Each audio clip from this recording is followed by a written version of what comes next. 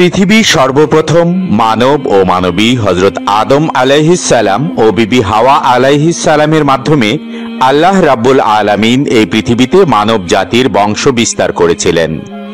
মানব বংশ বিস্তারের প্রক্রিয়াটি ছিল এই যে হযরত হাওয়া আলাইহিস সালাম প্রতি বছর দুটি করে যমজ সন্তান প্রসব করতেন।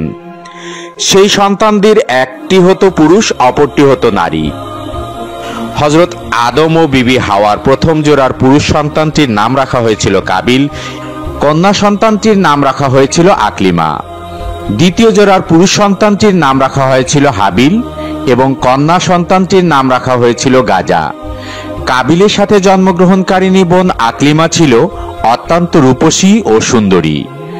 আল্লাহ রাব্বুল আলামিন তাকে সীমাহীন রূপ সৌন্দর্য দান করেছিলেন। পক্ষান্তরে হাবিলের সাথে জন্মগ্রহণ করা কন্যা সন্তান গাজা তেমন সুশ্রী ছিলেন না। আল্লাহ রাব্বুল আলামিন তাকে তেমন রূপ সৌন্দর্য দান করেননি। এভাবেই প্রতি বছর বিবি হাওয়া আলাইহিস সালাম যমজ সন্তান জন্মদান করতে লাগলেন এবং মানবের বংশ বিস্তার হয়ে চলল। তাদের প্রথম দুই জোড়া সন্তানগুলি যখন বিবাহের বয়সে উপনীত হলেন, তখন আল্লাহ রাব্বুল আলামিন একটি বিশেষ নির্দেশ দিয়ে জিবরাইল আলাইহিস সালামকে আদম আলাইহিস সালামের কাছে প্রেরণ করলেন। হযরত জিবরাইল আলাইহিস সালাম আদম আলাইহিস সালামের কাছে উপস্থিত হয়ে বললেন, হে আল্লাহর নবী আদম, আপনার প্রথম দুই জোড়ার পুত্র ও কন্যাদ্বয়ের বিবাহের বয়স হয়েছে। আল্লাহ রাব্বুল আলামিনের উদ্দেশ্য হলো মানবের বংশ বিস্তার করা, অতএব আপনি তাদের মাঝে বিবাহ সংগঠিত করুন। তবে এক্ষেত্রে আল্লাহ রাব্বুল আলামিনের নির্দেশ হলো একই জোড়ার পুত্র ও কন্যার মাঝে বিবাহ সংগঠিত হতে পারবে না, বরং এক জোড়ার পুত্রের সাথে অপর জোড়ার কন্যার বিবাহ হবে। সাবধান যাতে কোনোভাবেই একই জোড়ার পুত্র কন্যাদের মাঝে বিবাহ সংগঠিত না হয়। এই বলে হযরত জিবরাইল আলাইহিস সালাম বিদায় গ্রহণ করলেন। আল্লাহ রাব্বুল আলামিনের পক্ষ থেকে এরূপ নির্দেশ লাভ করে হযরত আদম আলাইহিস সালাম তার দুই পুত্র হাবিল ও কাবিলকে ডাকলেন। তাদেরকে বললেন, হে বৎস, আল্লাহ রাব্বুল আলামিনের পক্ষ থেকে একটি বিশেষ নির্দেশ এসেছে। তোমাদের বিবাহের বয়স হয়েছে আর আল্লাহ রাব্বুল আলামিনের উদ্দেশ্য হলো মানবের বংশ বিস্তার করা। অতএব আমি তোমাদের মাঝে বিবাহ সংগঠিত করে দিতে চাই। হে বৎসদ্বয়, তোমরা শুনে রাখো, বিবাহের ক্ষেত্রে আল্লাহ রাব্বুল আলামিনের বিধান হলো একই জোড়ার পুত্র কন্যাদের মাঝে বিবাহ সংগঠিত হতে পারবে না, বরং প্রথম জোড়ার কন্যাকে দ্বিতীয় জোড়ার পুত্রের সাথে বিবাহ দিতে হবে এবং দ্বিতীয় জোড়ার পুত্রকে প্রথম জোড়ার কন্যার সাথে বিবাহ দিতে হবে। সুতরাং কাবিল বিবাহ করবে গাজাকে এবং হাবিল বিবাহ করবে আকলিমাকে। পিতার এরূপ আদেশ শুনে হাবিল নীরব রইল, কিন্তু কাবিল প্রবল আপত্তি করে বসলো এবং প্রতিবাদের স্বরে বলে উঠল, হে আমাদের পিতা, আপনি আমাদের যে নির্দেশ দিচ্ছেন এটি বড়ই ন্যায় ও ইনসাফহীন একটি নির্দেশ। আকলিমা আমার সাথে জন্মগ্রহণ করেছে, যুক্তির দাবি এটাই যে তাকে আমার সাথেই বিবাহ দেওয়া হবে, আর গাজা হাবিলের সাথে জন্মগ্রহণ করেছে, অতএব হাবিলের সাথে তাকে বিবাহ দেওয়া হোক। আমার বোন আকলিমা অনেক সুন্দরী ও সুশ্রী, পক্ষান্তরে গাজা অনেক বিশ্রী।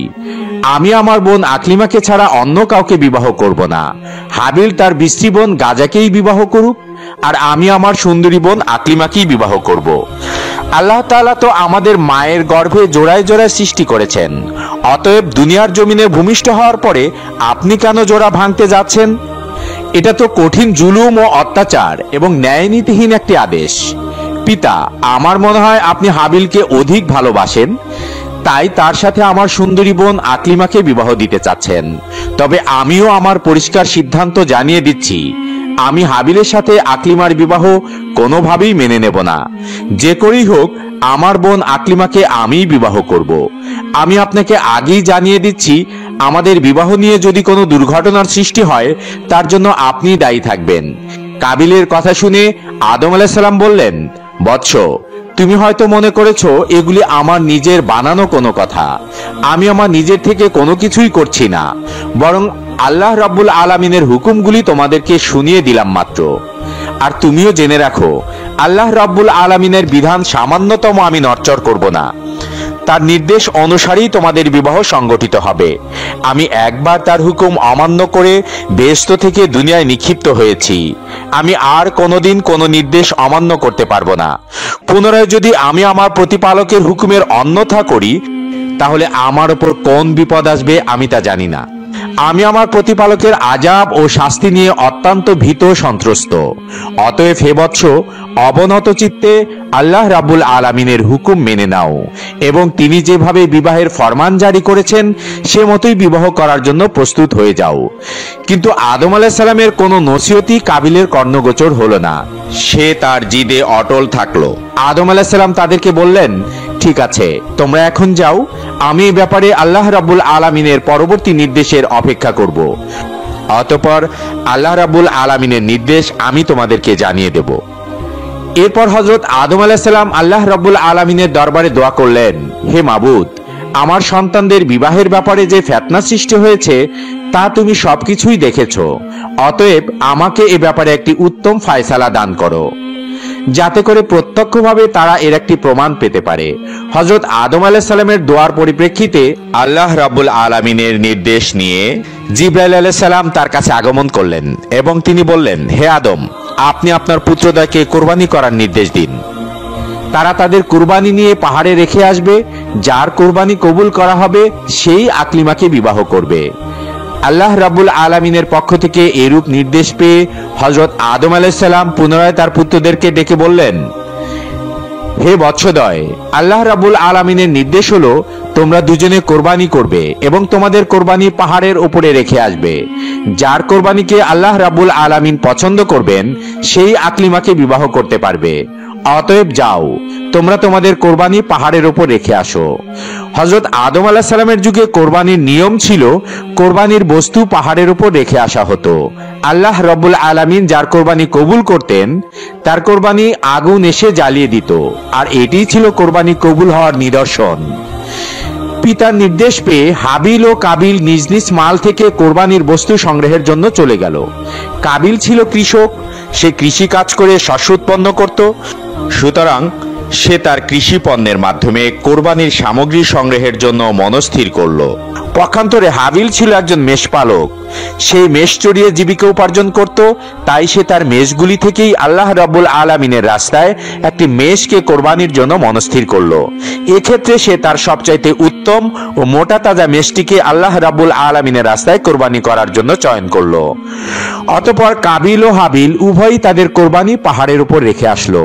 মুফাসসিরিনে কেরাম উল্লেখ করেছেন, হযরত আদম আলাইহিস সালামও তাদের সাথে সেই স্থানে উপস্থিত ছিলেন।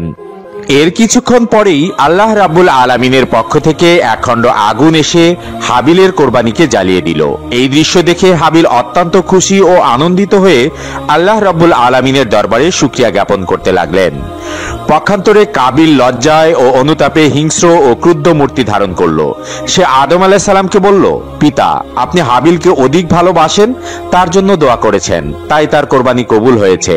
কিন্তু আমাকে ভালোবাসেন না এবং আমার জন্য দোয়াও করেননি, তাই আমার কোরবানি কবুল হয়নি। এবং সে হাবিলকে লক্ষ্য করে বলল, হাবিল, অবশ্যই আমি তোমাকে হত্যা করব। হাবিল প্রত্যুত্তরে বলল, হে ভ্রাতা, তুমি যদি আমাকে হত্যা করার জন্য তোমার হাত সম্প্রসারিত করো, আমি তোমাকে হত্যা করার জন্য আমার হাত সম্প্রসারিত করব না।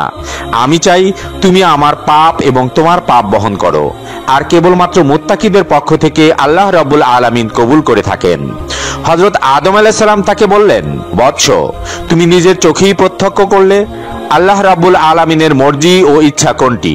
অতএব আল্লাহ রাব্বুল আলামিনের মর্জি ও ইচ্ছার প্রতি সন্তুষ্ট থেকে তুমি হাবিলের সাথে সদ্ভাব বজায় রাখো এবং আল্লাহ রাব্বুল আলামিনের ফরমান অনুযায়ী বিবাহ করায় রাজি হয়ে যাও। এতে আল্লাহ রাব্বুল আলামিন অত্যন্ত খুশি হবেন এবং দুনিয়া ও আখিরাতে উভয় জাহানে তোমার কল্যাণ হবে। কিন্তু কাবিল তার পিতার কোনো কথার দিকে কর্ণপাত করল না। সে নিজের অপমানের জ্বালায় হাবিলের প্রতি আরো শত্রু ভাবাপন্ন হয়ে পড়ল।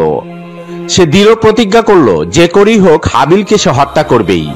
এরপর থেকেই এসে হাবিলকে হত্যা করার জন্য সুযোগ খুঁজতে লাগলো। কিন্তু আদম আলাইহিস সালাম বিদ্যমান থাকার কারণে সে কোনোভাবেই এর সুযোগ পাচ্ছিল না। এর কিছুদিন পরে আল্লাহ রাব্বুল আলামিনের পক্ষ থেকে হযরতে আদম আলাইহিস সালামের কাছে নির্দেশ আসলো, হে আদম, তুমি আমার ঘর বায়তুল্লাহ জিয়ারত করার জন্য মক্কার উদ্দেশ্যে গমন করো। হযরতে আদম আলাইহিস সালাম আল্লাহ রাব্বুল আলামিনের পক্ষ থেকে এই নির্দেশ লাভ করার পরে আকাশের দিকে লক্ষ্য করে তিনি বললেন, হে আকাশ, তুমি কি আমার সন্তান সন্ততিদেরকে রক্ষা করার দায়িত্ব গ্রহণ করবে? প্রত্যুত্তরে আকাশ বলল, হে আদম, আমি তোমার সন্তানদেরকে রক্ষার দায়িত্ব গ্রহণ করতে পারবো না। এরপরে হযরত আদম আলাইহিস সালাম পাহাড়কে লক্ষ্য করে বললেন, হে পাহাড়, তুমি কি আমার সন্তানদেরকে রক্ষার দায়িত্ব গ্রহণ করতে পারবে? পাহাড় জবাব দিল, হে আদম, আমি তোমার সন্তানদেরকে রক্ষার দায়িত্ব গ্রহণ করতে পারবো না। অতঃপর হযরত আদম আলাইহিস সালাম জমিনকে লক্ষ্য করে বললেন, হে জমিন, তুমি কি আমার সন্তানদেরকে রক্ষার দায়িত্ব গ্রহণ করতে পারবে? জমিনও হযরত আদম আলাইহিস সালামকে একই উত্তর দিল। তখন হযরত আদম আলাইহিস সালাম হাবিলকে বলল, হে হাবিল, তুমি কি আমার সন্তানদেরকে রক্ষার দায়িত্ব গ্রহণ করতে পারবে? হাবিল বলল, হে আমার পিতা, আল্লাহ যদি আমার উপর অনুগ্রহ করেন তাহলে অবশ্যই আমি এই দায়িত্ব গ্রহণ করতে রাজি আছি। এরপর হযরত আদম ও বিবি হাওয়া স্বীয় সন্তানদের রক্ষণাবেক্ষণের দায়িত্ব হাবিলের কাছে ন্যস্ত করে মক্কার উদ্দেশ্যে রওনা করলেন। আদম আলাইহিস সালাম হজে গমন করার পরে কাবিল তার উদ্দেশ্য সিদ্ধির জন্য একটি বিশাল সুযোগ পেয়ে গেল। এতদিন সে পিতার শাস্তির ভয়ে তার উদ্দেশ্য সিদ্ধি করতে পারছিল না, কিন্তু যখন পিতা তাদের থেকে দূরে চলে গেল তখন আর কিসের ভয়? কোনো একদিন হাবিল তার বকরি ও মেষপাল চড়াতে মাঠে গেল। এরপর সে ক্লান্ত হয়ে একটি বৃক্ষের ছায়ায় ঘুমিয়ে পড়ল। কাবিল যখন দেখল হাবিল নির্জন একটি প্রান্তরে গাছের ছায়ায় একাই ঘুমিয়ে রয়েছে, সে এটিকে বিশেষ সুযোগ মনে করতে লাগলো। সে ভাবল হাবিলকে হত্যা করার এটাই উপযুক্ত সময়, কিন্তু সে একটি বিপদের সম্মুখীন হয়ে গেল। হত্যা করবে তো ঠিকই, কিন্তু হত্যা করবে কি উপায়ে তা সে স্থির করতে পারল না। যেহেতু ইতিপূর্বে কোনো মানুষ কেউ হত্যা করেনি, তাই এই পদ্ধতি কাবিলের জানা ছিল না। মানব জাতির চিরশত্রু ইবলিস যখন দেখল হত্যা করা নিয়ে কাবিল একটি বিশেষ সমস্যায় পতিত হয়েছে, তখন সে ভাবতে লাগলো অবশ্যই তাকে সাহায্য করা আমার একান্ত দায়িত্ব ও কর্তব্য। মূলত সে তো এরকম একটি সুযোগের অপেক্ষায় ছিল। তাই সে আর কাল বিলম্ব না করে একজন পথিকের আকৃতিতে কাবিলের সামনে আত্মপ্রকাশ করলো। অতঃপর সে তার শয়তানের শক্তির বলে একটি কৃত্রিম সাপ তৈরি করলো। সাপটি ধীরে ধীরে মানবরূপী ইবলিসের দিকে এগিয়ে আসতে লাগলো। ইবলিস জমিন থেকে একটি পাথর উঠিয়ে সাপের মাথা লক্ষ্য করে ছুঁড়ে মারল। ফলে সাপের মাথা চূর্ণ বিচূর্ণ হয়ে গেল এবং সেখানে সাপটি প্রাণ ত্যাগ করলো। হত্যা করার এই পদ্ধতি দেখে কাবিল অত্যন্ত খুশি হলো এবং সে স্থির করলো এই পদ্ধতিতে এসে তার ভাই হাবিলকে হত্যা করবে। হত্যা করার পদ্ধতি শিখে কাবিল ধীরে ধীরে হাবিলের দিকে এগিয়ে যেতে লাগলো। যখন সে হাবিলের কাছে পৌঁছে গেল তখন সে বিরাট একটি পাথর হাতে তুলে নিল। অতঃপর সেই পাথরটিকে ঘুমন্ত হাবিলের মাথা লক্ষ্য করে প্রচন্ড বেগে ছুঁড়ে মারল। পাথরের আঘাতে হাবিলের মাথা ফেটে চৌচির হয়ে গেল এবং সাথে সাথে সে মৃত্যুর কোলে ঢলে পড়ল। হাবিলের মৃত্যু তো হলো ঠিকই, কিন্তু এখন একটি নতুন সমস্যা দেখা দিল, আর তা এই যে হাবিলের মৃতদেহ কিভাবে গোপন করে সে নিজেকে আত্মরক্ষা করবে। তার মানে এই চিন্তা দেখা দিল যে যদি হাবিলের লাশ এভাবে এখানে পড়ে থাকে তাহলে তার মৃত্যুর কথা নিশ্চয়ই পিতার কর্ণগোচর হবে এবং আমি যে তার হত্যাকাণ্ড ঘটিয়েছি এটা অবশ্যই তিনি বুঝতে পারবেন। সুতরাং হাবিলের মৃত্যুর খবর কিছুতেই যাতে পিতার কানে না পৌঁছে এবং তার লাশেরও যাতে তিনি সন্ধান না পান, এজন্য তার লাশ গোপন করা দরকার। কিন্তু কাবিল বুঝতে পারছিল না কিভাবে তার ভাই হাবিলকে সে দাফন করবে, যেহেতু ইতিপূর্বে এই কাজ পৃথিবীর কোনো মানুষই করেনি।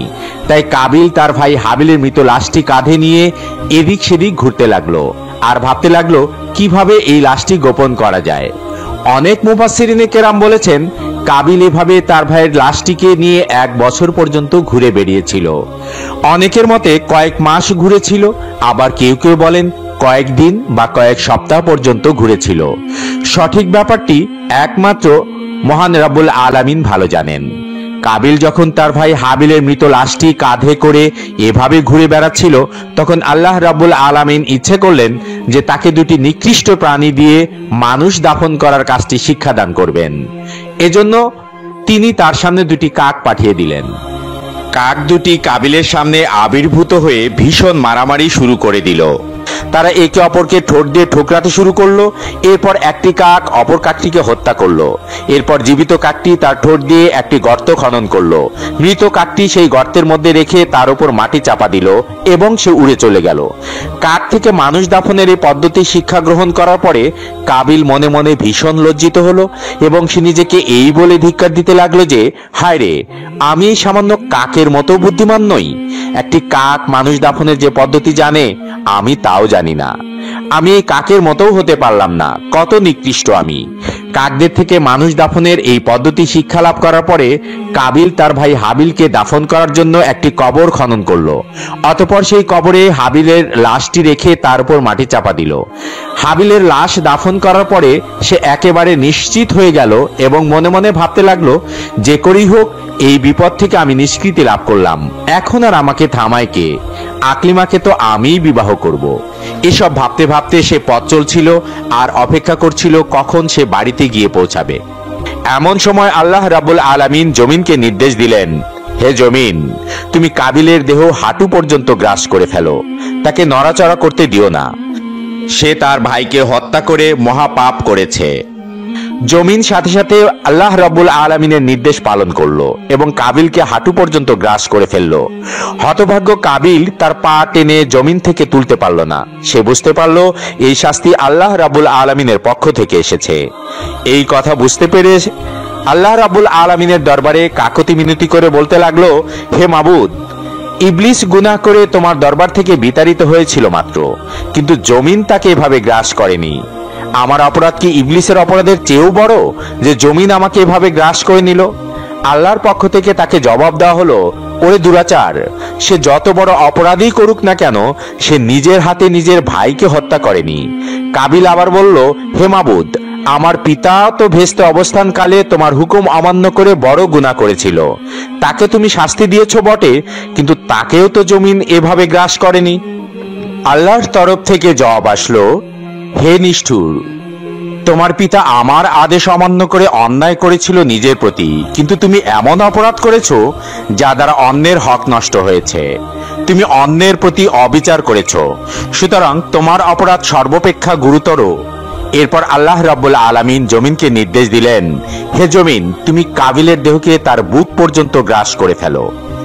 সাথে সাথে জমিন আল্লাহ রাব্বুল আলামিনের হুকুম পালন করলো এবং কাবিলের দেহকে বুক পর্যন্ত গ্রাস করে ফেললো।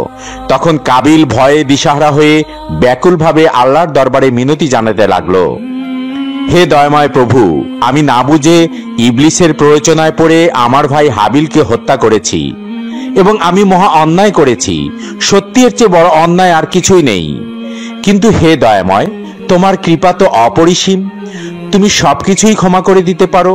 হে আল্লাহ, আমি আমার পিতার নিকট শুনেছি যে তার গুনাহটি তোমার প্রিয় হাবিব মুহাম্মদ সাল্লাল্লাহু আলাইহি সাল্লামের উসিলায় ক্ষমা করেছিলে। আমাকেও তুমি তোমার সেই মহান হাবিবের বরকত উসিলায় ক্ষমা প্রদর্শন করো।